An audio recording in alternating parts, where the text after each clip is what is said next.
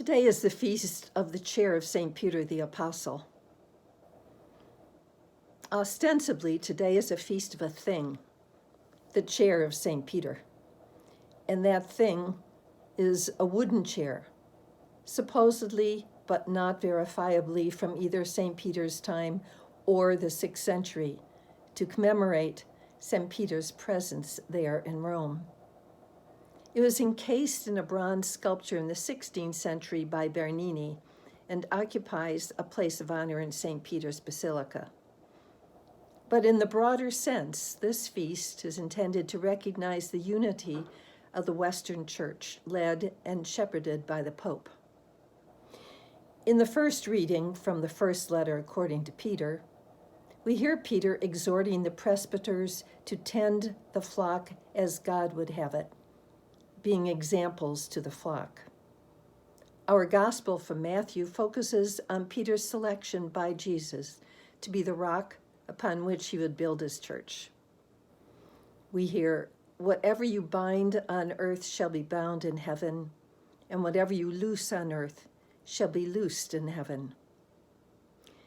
The setting for our gospel shows Jesus asking the apostles who people say he is. And Peter speaks up, saying, "You are Christ, the Son of the living God." To which Jesus responds, "You are Peter, and upon this rock I will build my church." In meditating on this scene, my attention is drawn to Peter and some moments in his journey to becoming the rock. For example, Jesus' invitation to Simon and his brother Andrew to come follow him. Without hesitation or even apparently a backward look, at once they left their nets and followed him. An observer might cite foolhardiness in Peter. After all, what does Peter know of anything but fish? Yet Jesus saw special qualities in him that would make him a rock, qualities and the working of the Holy Spirit.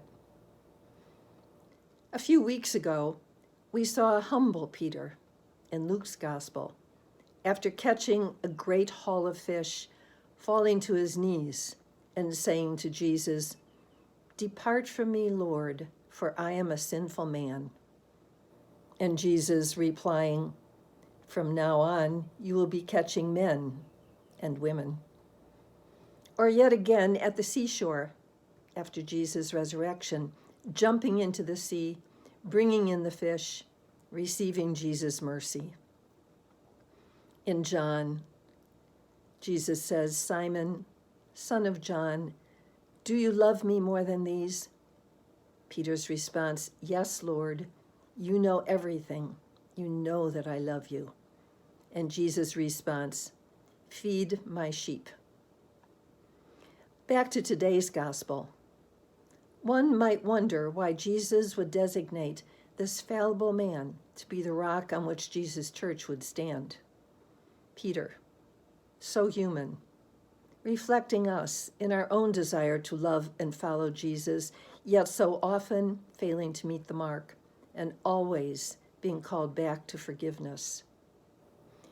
Yet he did, and here we are, church, community of believers, striving together in all of our humanness to love and serve God in the footsteps of Peter.